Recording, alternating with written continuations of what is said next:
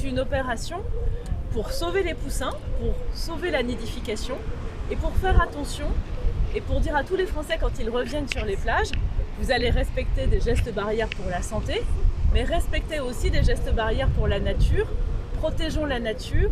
On a la chance d'avoir peut-être une bonne saison de nidification cette année pour une espèce rare et ça mérite vraiment de la protéger. Exactement ça qu'il faut faire.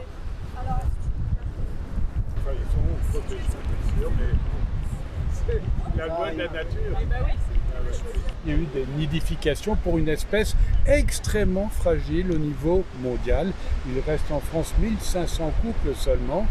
Et donc l'idée c'est de repérer les zones de nidification et de les signaler de sorte que les promeneurs n'aillent pas avec les chiens déranger les oiseaux tout simplement.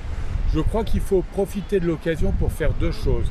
D'abord un état des lieux scientifiques. C'est une occasion unique que l'on a. Qu'est-ce qui s'est passé en 2 mois d'absence de l'homme?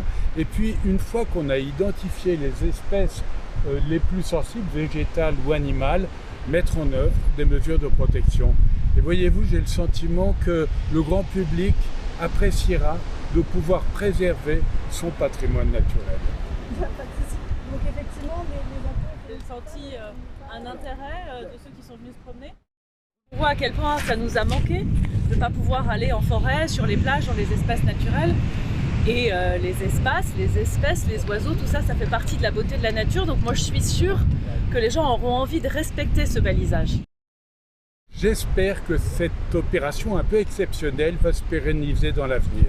C'est-à-dire que chaque année, on pourra identifier les sites les plus sensibles et les mettre en protection avec la complicité du grand public. Il ne s'agit pas de le repousser, de faire des interdits partout.